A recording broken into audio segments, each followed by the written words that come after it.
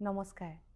সৰু সৰু কিন্তু ভয় লগা কিছু ভৌতিক ঘটনালৈ প্ৰত্যেক দিনাখনৰ দৰে মই ঝৰ্ণা আহিছোঁ আপোনালোকৰ কাষলৈ আৰু আজি লৈ আহিছোঁ গুৱাহাটীৰ পৰা মাম্পী কলিতাই লিখি পঠিওৱা এক বৰ শিহৰণকাৰী অভিজ্ঞতা। এই অভিজ্ঞতা মাম্পীৰ লগত 2019 চনত ঘটিছিলে, যেতিয়া তেওঁ হাই ছেকেণ্ডেৰী পঢ়িবলৈ আৰম্ভ কৰিছিলে। তেওঁ হাই ছেকেণ্ডেৰীৰ কাৰণে পাঠশালাৰ এখন প্ৰাইভেট কলেজত এডমিশ্যন ল'লে। যিহেতু তেওঁৰ ঘৰ গুৱাহাটীত, গতিকে তেওঁ পাঠশালাত এখন PGত থাকিবলৈ ল'লে। আৰু সেই PGটো 2 ষ্টৰিজৰ PG আছিলে। মাম্পীয়ে যিটো ৰুম পালে সেইটো ৰুম 2nd ফ্ল'ৰত। মাম্পীৰ কৰিডৰটোত মাম্পীৰ বাহিৰে কোনোৱেই নাছিলে। তেওঁৰ ৰুমটো এজনীয়া ৰুম আৰু কাষৰ ৰুমকেইটাত তেতিয়ালৈকে কোনো অহা নাছিলে, কিন্তু বাকীকেইটা কৰিডৰ সম্পূৰ্ণ মানুহেৰে ভৰা, মানে ছোৱালীৰে ভৰা আছিলে। আৰু তেওঁলোকৰ কমন ৱাছৰুম আছিলে, যিটো এটা কৰিডৰৰ এটা ফালে আছিলে। আৰু মাম্পী দুৰাতি তেনেদৰে অকলেই থাকিলে গোটেই ঠাইটুকুৰত, কিন্তু দুদিনৰ পিছত দুজনী ছোৱালী আহিলে কাষৰ ৰুমটোলৈ।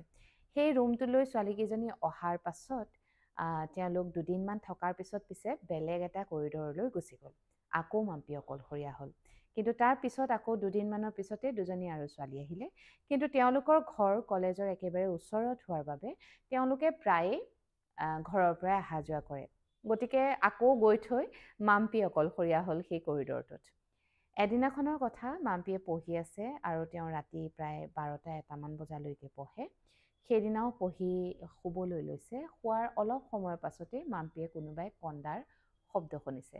প্ৰথমে তাই ভাবিলে সপোন বুলি, কিন্তু তাই সাৰ পাই আছিলে, তেতিয়ালৈকে টোপনি যোৱা নাই, গতিকে সপোন দেখাৰ প্ৰশ্নই নুঠে। তাৰপিছত এপাকত ভাবিলে হয়তো ওচৰতে কিবা মেকুৰী-চেকুৰীয়ে কান্দি আছে চাগে।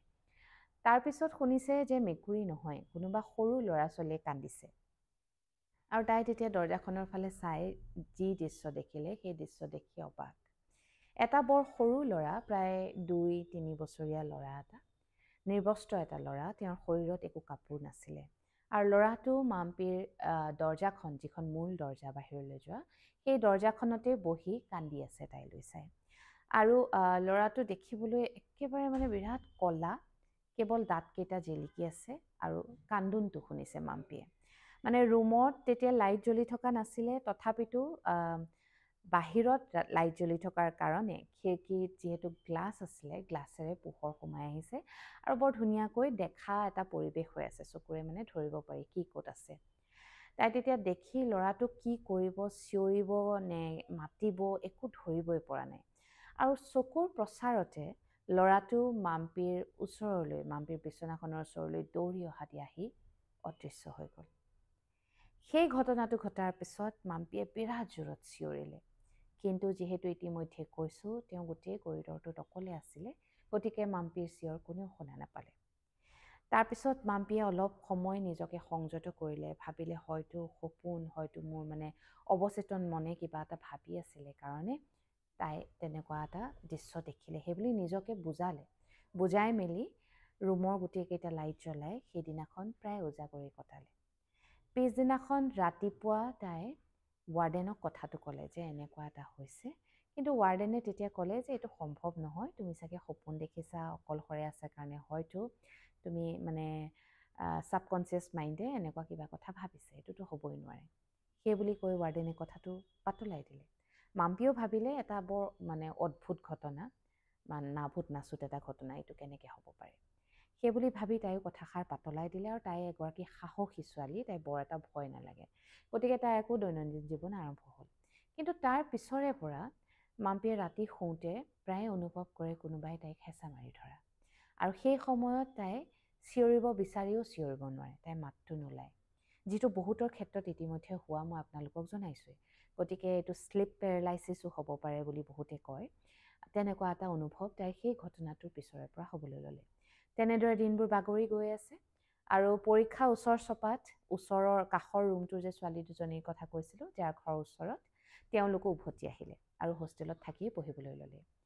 এদিনাখন তেওঁলোকে নিজৰ ৰুমত পঢ়ি আছে, মাম্পীয়ে নিজৰ ৰুমত পঢ়ি আছে, আৰু ঠিক একেই সময় 12:30-1মান বজাত তেওঁলোকে মাম্পীৰ দৰজাখন ঢকিয়াই ঢকিয়াই মাতিছে, শুনাচোন শুনা, তুমি সাৰ পাই আছা নেকি? তেতিয়া মাম্পীয়ে ক'লে, হয় মই সাৰ পাই আছোঁ, কি হ'ল? তেওঁ কৈছে, আমি ছাদত কোনোবাই খোজকঢ়া শুনিছোঁ, আহাচোন আমাৰ ৰুমলৈ। মাম্পী তেতিয়া তাহাঁতৰ ৰুমলৈ গ'ল, আৰু সঁচাকৈ ছাদত কোনোবাই খোজকাঢ়ি থকা শুনা পাইছে। তেতিয়া ছোৱালীকেইজনী আকৌ ভয় খাইছে, কি কৰিব এতিয়া, কাক মাতিব, কলৈ যাব। তাৰপিছত তেতিয়া গোটেই ৰাতি তিনিওজনী একেলগেই থাকিলে আৰু তাৰ পিছদিনাখন আকৌ ৱাৰ্ডেনক তেওঁলোকে কথাটো ক'লে। ৱাৰ্ডেনে তেতিয়া চাদৰ চাবিটো সাধাৰণতে তলা মাৰি থয় আৰু সেই চাবিটো ছোৱালীকেইজনীক দিলে চাবৰ কাৰণে। আৰু তেওঁলোকে ওপৰত গৈ চালে যে ওচৰে পাঁজৰে গছ এজোপাও নাই, যে কিহবাই আহি গছৰ পৰা জঁপিয়াই পেলাই তাত নামিব বা তাত খোজকাঢ়িব কিবা। আৰু যিহেতু তলা মাৰি থয়, কোনোবাই ওপৰলৈ গৈ ভয় খোও আৰু প্ৰশ্ন উঠিব নোৱাৰে। সেই দিনটো তেনেদৰেই গ'ল। পিছদিনাখন মানে পিছ ৰাতি আকৌ তেওঁলোকে সেই একেই শব্দ শুনিছে। এইবাৰ পিছে পায়েল পিন্ধি থকাৰ শব্দ শুনিছে, পায়েল পিন্ধি কোনোবাই যেন খোজকাঢ়িছে। আৰু সেই শব্দবোৰ কণ্টিনিউৱাছ হ'বলৈ ল'লে। মাম্পীহঁতে যেনে তেনে পৰীক্ষা শেষ কৰি নিজৰ ঘৰাঘৰি গুচি গ'ল। আৰু তাৰ পাছত তেওঁলোকে সেই হোষ্টেলটোৱে সলাই দিলে। তেওঁলোকে তাৰপিছত গম পাইছে যে কাষতেই যিকেইটা ৰুম খালী আছিলে, খালী মানে মাম্পী যোৱাৰ আগতে ছোৱালী আছিলে তাত, আৰু এগৰাকী ছোৱালীয়ে তেনেকুৱা শব্দ কিছুমান শুনি ইমানেই বেছি ভয় খালে যে বহুদিন বেমাৰত পৰি থাকিলে তাই, আৰু তাৰপিছত তাই হোষ্টেলটো এৰি দিলে। মাম্পীহঁতৰ পাছতো বহু ছোৱালী আহিলে সেই হোষ্টেলটোলৈ, কিন্তু আচৰিত ধৰণে এসপ্তাহ 10 দিনৰ ভিতৰতে সেই হোষ্টেলটো তেওঁলোক এৰিবলৈ বাধ্য। মাম্পীৰ লগত ঘটা এই ঘটনাটো তেওঁ মোৰ লগত শ্বেয়াৰ কৰিলে আৰু লগতে লিখিছে যে তাই ভূত প্ৰেতক একেবাৰে বিশ্বাস নকৰে, আজিও নকৰে। কিন্তু সেই হোষ্টেলটোত তাহাঁতৰ লগত কি হৈছিলে, এইটো এটা বৰ ডাঙৰ প্ৰশ্নবোধক। এই বিষয়ে আপোনালোকে কি ক'ব বিচাৰে জনাবৰ কাৰণে ভিডিঅ'টোৰ তলত কমেণ্ট কৰিবলৈ নাপাহৰিব। আপোনাৰ যদি কিবা অভিজ্ঞতা আছে যিটো মোৰ লগত শ্বেয়াৰ কৰিব বিচাৰে, তাৰ বাবেও আপুনি মোৰ মেছেঞ্জাৰত গৈ এটা মেছেজ কৰিব। বহুতে সুধিছে যে আপোনালৈ অভিজ্ঞতাবোৰ কেনেকৈ পঠিয়াম। মোৰ মেছেঞ্জাৰত মেছেজ কৰিলেই হ'ল। আৰু মোৰ ইউটিউবৰ চেনেলটো যদি ছাবস্ক্ৰাইব কৰা নাই তেনেহ'লে ছাবস্ক্ৰাইব কৰি থ'ব। ইনষ্টাগ্ৰামত থকা একাউণ্টটো যদি ফ'ল' কৰা নাই ফ'ল' কৰি থ'ব। আৰু ফেচবুকৰ পেজখনো পাৰিলে ফ'ল' কৰি থ'ব যদি এতিয়ালৈকে ফ'ল' কৰা নাই। আজিৰ এই অভিজ্ঞতা ইয়াতেই সামৰিছোঁ। কাইলৈ নিশা এক নতুন ঘটনালৈ আপোনাৰ কাষ চাপিম। এতিয়ালৈ আহিছোঁ, শুভৰাত্ৰি।